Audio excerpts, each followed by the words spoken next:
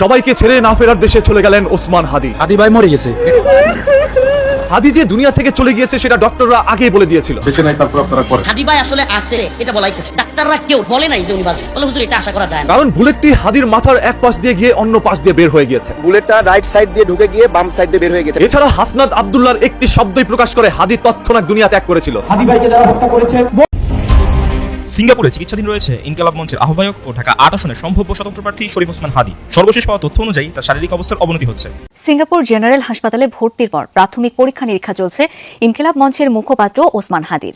এর আগে তাকে বহনকারী এয়ার অ্যাম্বুলেন্স বাংলাদেশ সময় সন্ধ্যা ৫টা ৫০ সিলেটের এয়ারপোর্টে অবতরণ করে। সেখান থেকে সরাসরি নেওয়া হয় হাসপাতালে। আসসালামু আলাইকুম প্রিয় দর্শক, খুবই গুরুত্বপূর্ণ একটা ভিডিওতে আপনাদের স্বাগতম। শুরুতেই কিছু গুরুত্বপূর্ণ ভিডিওর বিশেষ অংশ দেখেছেন, যার বিস্তারিত থাকছে সামনে। আশা করছি ভিডিওটা শুরু থেকে শেষ পর্যন্ত দেখবেন।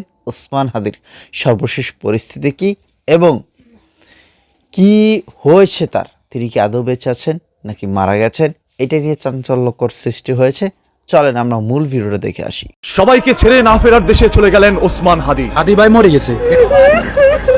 হাদি যে দুনিয়া থেকে চলে গিয়েছে সেটা ডক্টররা আগেই বলে দিয়েছিল। বেঁচে নাই তারপর আপনারা করেন। হাদি ভাই আসলে আছে এটা বলাই কঠিন। ডাক্তাররা কেউ বলে নাই যে উনি বাঁচবে। বলে হুজুর এটা আশা করা যায় না। কারণ বুলেটটি হাদির মাথার এক পাশ দিয়ে গিয়ে অন্য পাশ দিয়ে বের হয়ে গিয়েছে। বুলেটটা রাইট সাইড দিয়ে ঢুকে গিয়ে বাম সাইড দিয়ে বের হয়ে গেছে। এছাড়া হাসনাত আব্দুল্লাহর একটি শব্দই প্রকাশ করে হাদি তৎক্ষণাৎ দুনিয়া ত্যাগ করেছিল। হাদি ভাইকে যারা হত্যা করেছে বর্ডার পার করে ভারতীয় বাহিনীর কাছে হস্তান্তর। যেমন এরা ভারতে চলে যায় এবং সেইখানে বসে তারা হাসি ঠাট্টা রং তামাশা করতে থাকে। বাংলাদেশের সকল মানুষ যখন আবেগে আপ্লুত হয়ে কান্না করছিল, তখন সেই সকল অপরাধীরা প্রকাশ্যে হাসি ঠাট্টা করছে। নতুন খবর, সুখবর। এখন হাদির সিরিয়াল আছে, বুঝছো? তাদের পক্ষ নিয়ে একটি রাজনৈতিক মহল আনন্দ উল্লাস করছে। ডাক্তার তাসরিন রেডিও যা হ্যাঁ, তাদের নেক্সট টার্গেট হচ্ছে তাসরিম জারা। এরপর তাদের টার্গেটে রয়েছে হাসনাত আব্দুল্লাহ। নেক্সট টার্গেট কালাফাট হাসনাত আব্দুল্লাহ। এরপর তাদের তালিকায় রয়েছে এবি পার্টির সাধারণ সম্পাদক ব্যারিস্টার ফুয়াদ। রেডিও যা যখন তাদের তালিকাগুলো একে একে প্রকাশ করা হচ্ছিল, তখনই আমার ভাই হাদি যে অনন্তকালের উদ্দেশ্যে যাত্রা করেছে, আমার ভাই হাদিকে আর খুঁজে পাওয়া যাবে না।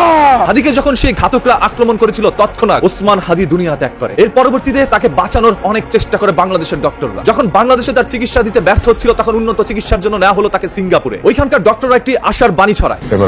বলা হয় হাদি আবারও ফিরে আসবে। তবে হাদি বাংলাদেশে থাকা অবস্থায় যে দুনিয়া ত্যাগ করেছে, এটা হাসনাত আব্দুল্লাহর একটি ভাষায় প্রকাশ হয়। হাদি ভাইকে যারা হত্যা করেছে, কারণ এই হাসনাত আব্দুল্লাহ তাকে হসপিটালে দেখতে যায় এবং দেখার পর সেখানে বসেই তারা কান্না করে। ওসমান হাদির উইকেটটা পড়ে গেছে। যখন পুরো বাংলাদেশের রাজনৈতিক মহল থেকে সাধারণ জনগণ পর্যন্ত এই ওসমান হাদির জন্য কান্না করছিল, তখনই এরা এসে আনন্দ উল্লাস এবং যে হাদির উপর হামলা করেছে তাকে পুরস্কার দেওয়ার ঘোষণা করে। আমার একটা দাবি দেশবাসীর কাছে, ওসমান হাদিরে যে আহাম করছে এর বড় ধরনের একটা পুরস্কার দেওয়া হোক। একজন মানুষ কতটুকু হিংস্র হায়নাতে পরিণত হলে এই সকল কথাগুলো বলতে পারে, নিজেরাই চিন্তা করে দেখে। এবং ঠান্ডা মস্তিষ্কে একজন মানুষের জীবন কেড়ে নেওয়া এদের কাছে মামুলি বিষয়। এই ভাই একজন আওয়ামী লীগ খাঁটি। এই ওসমান হাদি এবং তার ভাই বোনেরা আল্লাহ ছাড়া এই জমিনের নিচে আর কাউকে ভয় পায় না। ওসমান হাদি কাউকে ভয় পায় না, এটা যেমন সত্য, তেমনি ওসমান হাদিকে যারা ভয় পায় তারাই ওসমান হাদির জীবন কেড়ে নেয়। এতে আমার এক কাজ ভাল ছাড়া গেছে। আজ যে মুখে আমার নিয়ে সমালোচনা করো, কালকে আবার সেই মুখেই আমাকে বাপ ডাকতে হবে। হ্যাঁ, এই সৌদি প্রবাসী আওয়ামী লীগের একজন কর্মী, আমি 1000 বছরের শ্রেষ্ঠ বাঙালি শেখ মুজিবের সৈনিক। প্রকাশ্যে দিনের পর দিন তাদের লিস্টগুলো মানুষের সামনে সম্প্রচার করছে। নেক্সট টার্গেট কালাফাট হাসনাত আব্দুল্লাহ। কোথা থেকে কি হয়ে যাবে কেউই বলতে পারে না। এইগুলো জানার পর শোনার পর সৌদি আরবে কি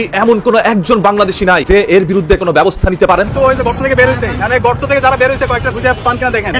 বসে আছে গর্ত থেকে কয়েকটা, যেগুলো হচ্ছে হাসিনার এই যে বলার পর যেগুলো আইতেছে, গোলাপান পিটাইয়ে লাল করে ফেলবে, ঠিক আছে?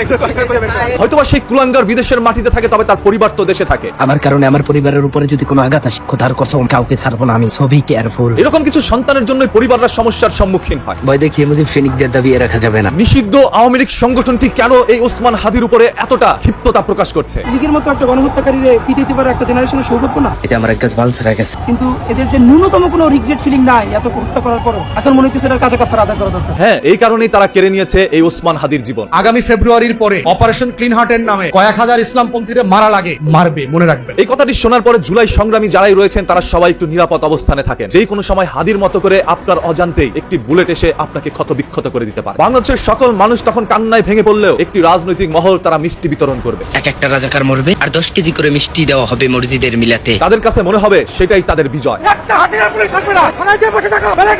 হ্যাঁ, বাংলাদেশের কোনো পুলিশ যেন কোনো রাজনৈতিক দলের জন্য কাজ করতে না পারে। আর যে সকল পুলিশরা রাজনৈতিক দলের জন্য কাজ করছে তাদের চাকরিচ্যুত করতে হবে। বিদেশে বসে একজন পতিতা পর্যন্ত আজ রাজনৈতিক মহলগুলো নিয়ে হাসি ঠাট্টা করছে। পরবর্তীতে যখন আবার আশেপাশের মানুষগুলো বলছিল তুমি পতিতার কাজ করো, তুমি কেন রাজনৈতিক মহলে গিয়েছো, এরপরে সে ক্ষমাও চায়। দেশ ও জাতির কাছে আমি দুঃখিত। গুলির বিদ্ধ হয়েছেন হাদি সাহেব, না ইনসাফ পার্টির ওসমান হাদি সাহেব, ইনকিলাব পার্টি, দুঃখিত মঞ্চ, ইনকিলাব পার্টির মঞ্চ। একটি দুঃখের বিষয় হচ্ছে তারা একটি রাজনৈতিক মহলের সব থেকে বড় পদে রয়েছে, সেইখানে বসেও তারা ইনকিলাব মঞ্চ চেনে না, তারা চেনে না হাদিকে, চেনে না এরকম অসংখ্য জুলাই যোদ্ধাদেরকে। ওসমান হাদির নামটা পর্যন্ত সুন্দর করে উচ্চারণ করতে পারেন না, তারা ইনকিলাব মঞ্চের নাম শোনেন নাই, তারা আগামী দিনের বাংলাদেশে অপ্রাসঙ্গিক হয়ে যাবেন। বাংলাদেশের জুলাই বিপ্লবের পরে শ্রীলঙ্কা এবং নেপালের মধ্যে গণ অভ্যুত্থান হয় বা বিপ্লব হয়, তারপর ওই দেশগুলো সচল হয়ে যায়, দেশের মধ্যে আসে শান্তি। তবে কেন বাংলাদেশের মাটিতে এখনো শান্তি ফিরে আসলো না? এরা আসলে বিপ্লব কি জিনিস অথবা গণ অভ্যুত্থান কি জিনিস এটার মধ্যে পার্থক্যটা বুঝে না। এর লেগে শ্রীলঙ্কা আর নেপাল ঠান্ডা হয়ে গেছে, কিন্তু আমাদের দেশ ঠান্ডা হয় নাই। কি লেগে আমাদের দেশে বিপ্লবে বানাইছে গণ অভ্যুত্থান। হাদির মাথায় গুলি করার সাথে সাথে এই দেশের সরকারের মাথায় গুলি করা হয়ে গেছে। তার কথার মধ্যে যেরকম যুক্তি রয়েছে সেরকম ভাবে একজন হাদির জীবন যাওয়ার পরে সবাই এখন হাদি হতে চায়। একজন ওসমান হাদি তার জীবন দিয়ে দেখিয়ে দিল তার শূন্যতা প্রত্যেকটি রাজনৈতিক দলকে একত্রে এনে মাটির মধ্যে বসাচ্ছে। হ্যাঁ, এখানে যে সকল রাজনৈতিক নেতাগুলোকে দেখছে তারা ধুলামাখা মাটির মধ্যে বসে পড়ছে একেবারে সাধারণ মানুষের মতো। আরে আমার এলাকার পাতি নেতা পর্যন্ত বড় চেয়ার ছাড়া বসতে চায় না, আর সেখানে এরা বসে মাটির মধ্যে। তারপরও এরাই খারাপ আর সেই পাতি নেতাই ভালো। সব দলই দেখছি, কিন্তু জামাতের একটা সুযোগ দেওয়া উচিত। হাদি তার গ্রামের বাড়িতে গেলে প্রতিদিন মসজিদে যেত, সেখানে নামাজ পড়ার পরে হাদি মোনাজাতে বসে আল্লাহ তাআলার কাছে দোয়া চাইতেন এবং চোখ থেকে অশ্রু ঝরাতেন। আজ হাদিকে না পেয়ে সেই মসজিদের একজন মুসল্লি এইভাবেই কান্না করছিল।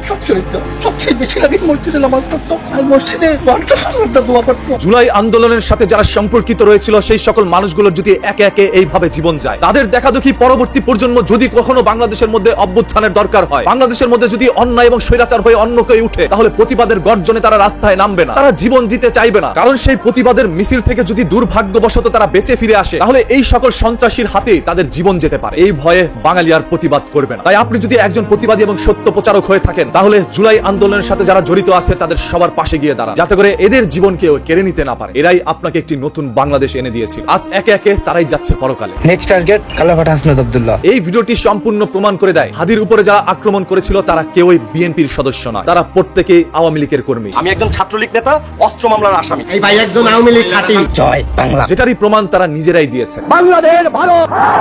হ্যাঁ, ভারত বাংলাদেশ ভাই ভাই। যদি তাই না হতো তাহলে বাংলাদেশ থেকে একজন অপরাধীকে ভারতে আশ্রয় নিতে পারত। তবে তারা শুধুমাত্র একটি দলের ভাই, সমগ্র বাংলাদেশের নয়। বাংলাদেশকে বাঁচাও, স্বাধীনতা বাঁচাও, সার্বভৌমত্ব বাঁচাও। ইয়া রাব্বি কারীম, তুমি আমাদেরকে maaf করে দাও। তুমি আমাদের অন্তরের দিকে এই মুহূর্তে তাকিয়ে দেখো। হাদি ভাইয়ের জন্য সবাই দোয়া করেন যাতে করে মহান আল্লাহ তাআলা তাকে বেহেশত নসিব করে, যদি তিনি দুনিয়া ত্যাগ করে থাকেন। আর যদি তিনি এখনো বেঁচে থাকেন, তাহলে বাংলাদেশের মধ্যে নতুন একটি ইতিহাসের জন্ম নিবে, যেই ইতিহাসে সবাই বলবে আমরা সবাই